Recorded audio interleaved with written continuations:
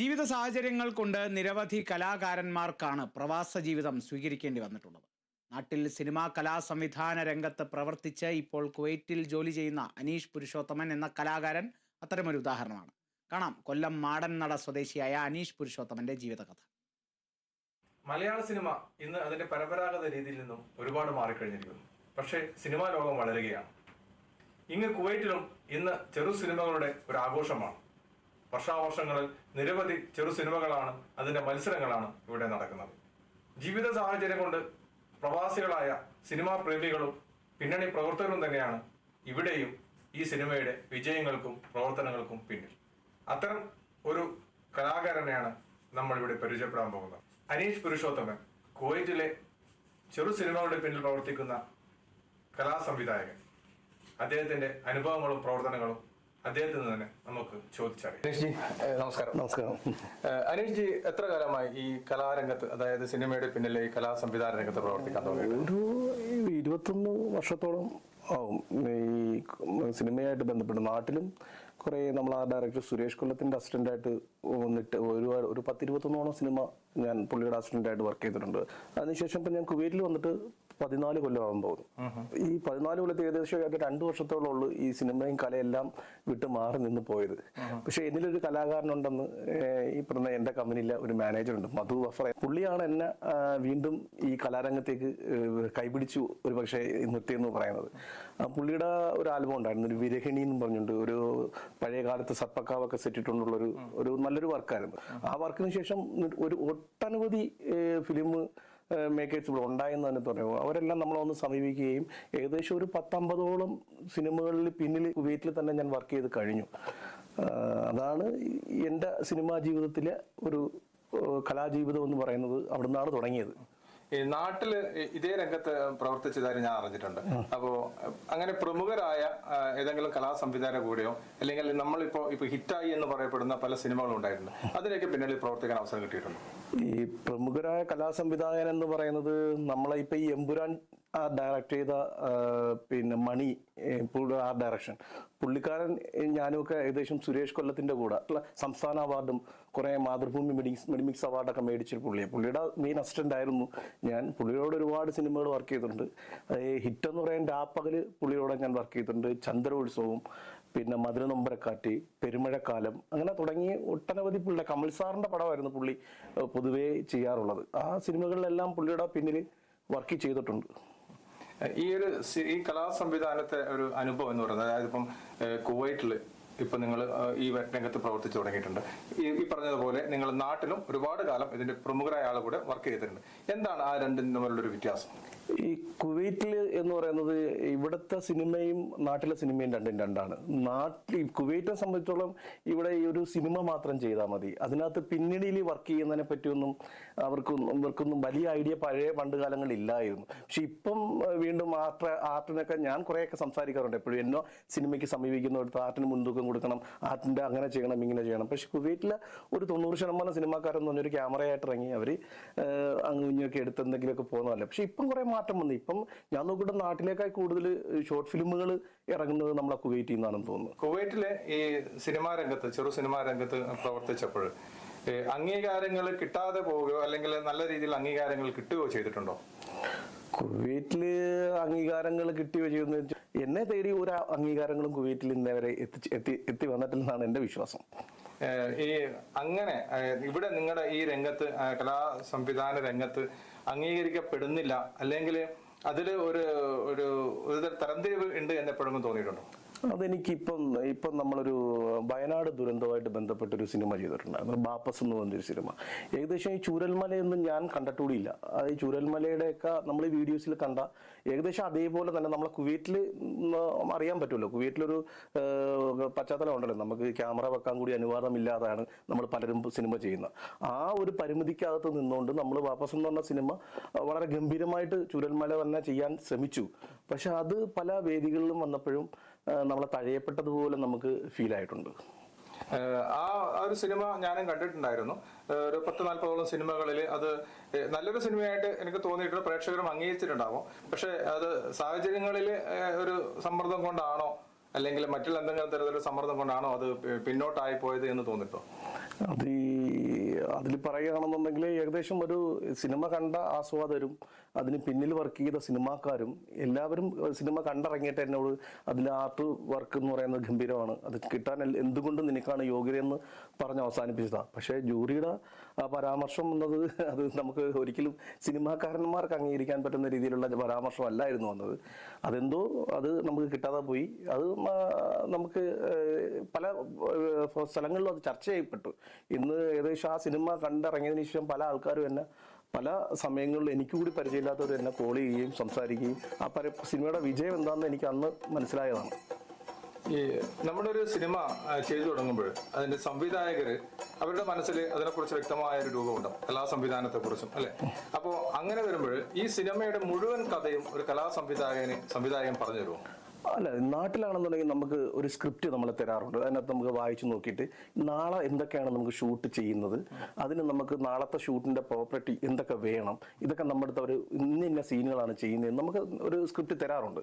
അത് നോക്കിയാണ് നമ്മൾ നാട്ടിൽ ചെയ്യുന്നത്. പക്ഷെ കുവൈറ്റിൽ ഒരുവിധപ്പെട്ട ഒരു വിരലിലെണ്ണാവുന്ന ഡയറക്ടർമാർ മാത്രമേ ഉള്ളൂ ആർട്ടിനും മേക്കപ്പിനും കോസ്റ്റ്യൂമിനും ഒക്കെ മുൻതൂക്കം കൊടുത്ത് സിനിമ എടുക്കുന്ന എൻ്റെ അറിവിൽ 1, 2, 3 ഡയറക്ടർമാർ മാത്രമേ ഉള്ളൂ. ബാക്കി എല്ലാവരും അങ്ങനെയൊന്നും കാണാറില്ല. അവരൊരു ചെറിയ കഥ പറയുന്നു, എനിക്ക് ഇന്ന ഒരു സാധനം വേണം, അതൊന്ന് ചെയ്തു തരുമോ എന്ന് മാത്രമേ ചോദിക്കാറുള്ളൂ.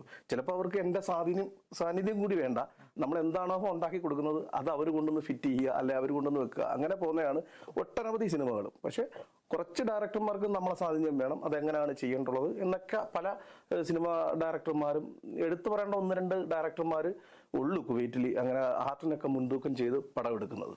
ഈ ഇപ്പോൾ നിങ്ങൾ പറഞ്ഞു, ഇപ്പൊ നിങ്ങൾ നാട്ടില് ഈ രംഗത്ത് പ്രമുഖർ കൂടെ ജോലി ചെയ്തിട്ടുണ്ട്. ഇവിടെയും ഇപ്പൊ ഒരുപാട് ചെറു സിനിമകളിൽ പിന്നിൽ വർക്ക് ചെയ്തിട്ടുണ്ട്.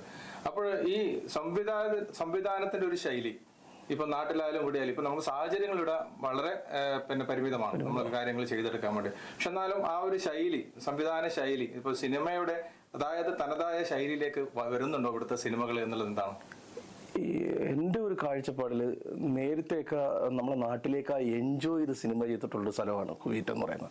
സത്യത്തിൽ ഞാൻ എൻ്റെ സുഹൃത്തുക്കളുടെ സിനിമയിലുള്ള നാട്ടിലൊക്കെ വിളിച്ചു പറയും, ഇവിടെ സിനിമ എന്ന് പറയുന്നത് നാട്ടിലെ സിനിമ എന്നൊരു കുടുംബമാണ്.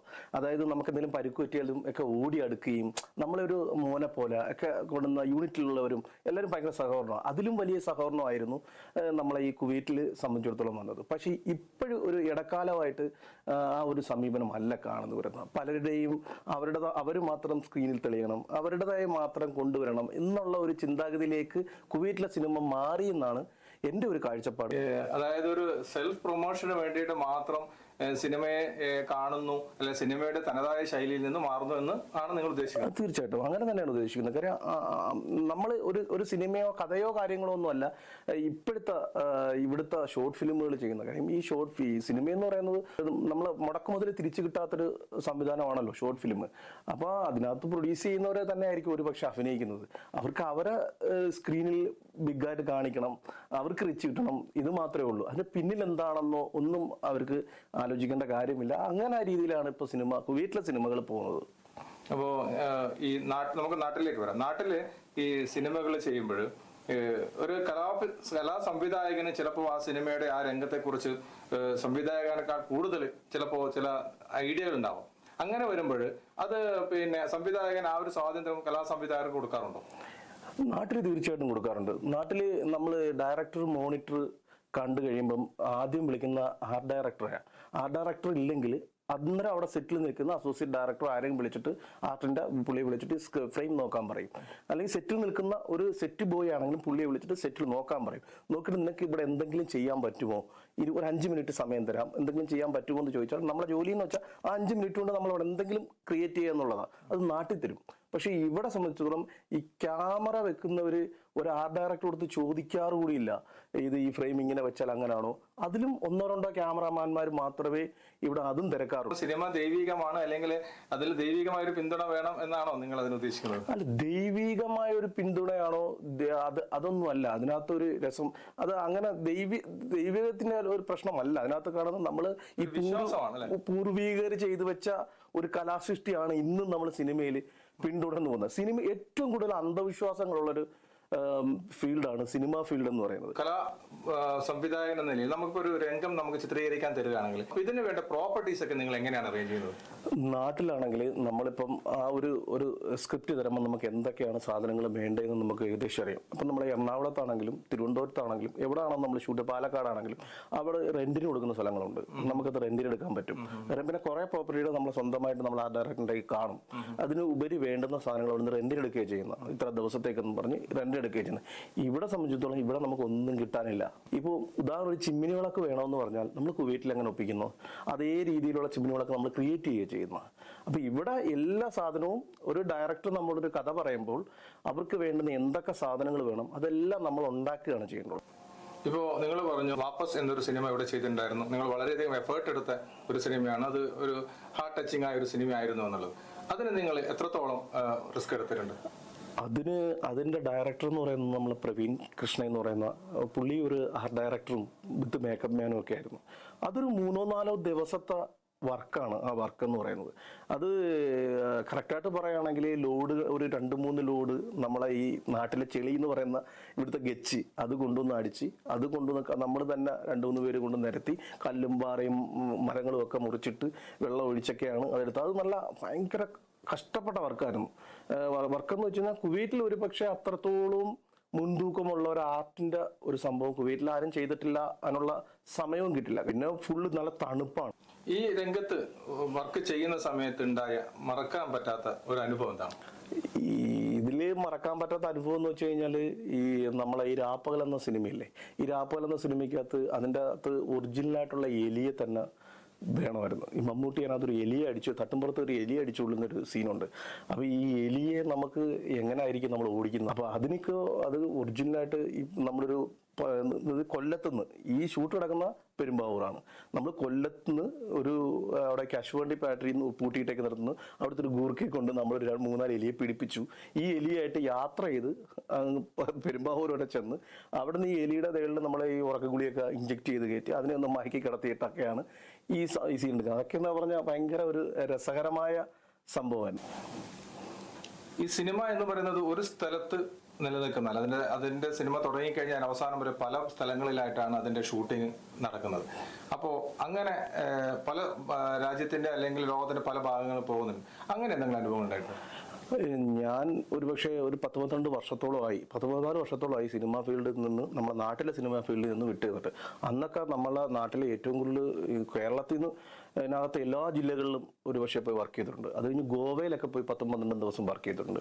പിന്നെ ഈ തമിഴ്നാട് മറ്റേ അംബാസമുദ്രം എന്നൊക്കെ പറഞ്ഞ സ്ഥലങ്ങളുണ്ടല്ലോ, അവിടെയൊക്കെ പോയി കുറെ ചെന്നൈയിലും അവിടെയൊക്കെ പോയി വർക്ക് ചെയ്തിട്ടുണ്ട്. അപ്പോൾ ഇത്രയും അനുഭവങ്ങളുള്ള നിങ്ങൾക്ക് പ്രവാസം സ്വീകരിക്കാനുണ്ടായ ഒരു സാഹചര്യം എന്താണ്? പ്രവാസം സ്വീകരിക്കാനുള്ള സാഹചര്യം എന്ന് വെച്ച് കഴിഞ്ഞാൽ നമുക്ക് ഈ സിനിമ എന്ന് പറയുന്നത് എന്നും നമുക്ക് വർക്ക് കിട്ടില്ല. നമുക്ക് ചിലപ്പോൾ ഒരു വർക്ക് കഴിഞ്ഞ 6 മാസം, ചിലപ്പോൾ 3 മാസം, ചിലപ്പം 2 മാസത്തോളം നമുക്ക് പടങ്ങളൊന്നും കാണില്ല. അപ്പോൾ അങ്ങനെ വരുമ്പം പിന്നെ നമുക്ക് കുടുംബജീവിതങ്ങളൊക്കെ ആകുമ്പോഴത്തേക്ക് പിന്നെ അതിനകത്തിൽ മാക്റ്റ ഒരു പ്രശ്നമൊക്കെ ഉണ്ടായി. വിനയൻ സാറിൻ്റെ സംബന്ധമല്ല പടവസ് പ്രശ്നങ്ങളൊക്കെ ഉണ്ടായി. അപ്പം കുറേ കാലം സിനിമകളൊക്കെ ഇങ്ങനെ നിന്നപ്പോഴേ എൻ്റെ ഒരു സുഹൃത്ത് എന്നോട് പറഞ്ഞു, നീ ഒന്ന് 1 കൊല്ലം ഇവിടെ നിന്നിട്ട് പോവൂ എന്ന് പറഞ്ഞ് വിളിച്ചതാണ്. ഇന്ന് 12 കൊല്ലമായി. പക്ഷെ ഇപ്പോഴും നമുക്ക് ആ സിനിമ എന്ന് പറയുന്നത് അതൊരു ഹരമാണ്. അത് നമുക്കിപ്പോഴും അങ്ങോട്ട് തന്നെ തിരിച്ചു ചെല്ലണമെന്ന് ആഗ്രഹമുണ്ട്. പക്ഷെ ഇന്നത്തെ ടെക്നോളജികൾ കംപ്ലീറ്റ് മാറി. പണ്ടൊക്കെ ഇന്ന് നമുക്കൊരു കണ്ടിന്യൂറ്റി എടുക്കണമെന്നുണ്ടെങ്കിൽ ഈ ഫോട്ടോ ഉണ്ട്. മുമ്പെന്ന് പറയുന്നത് നമ്മൾ പേനയും പേപ്പർ എടുത്ത് വരയ്ക്കണമായിരുന്നു.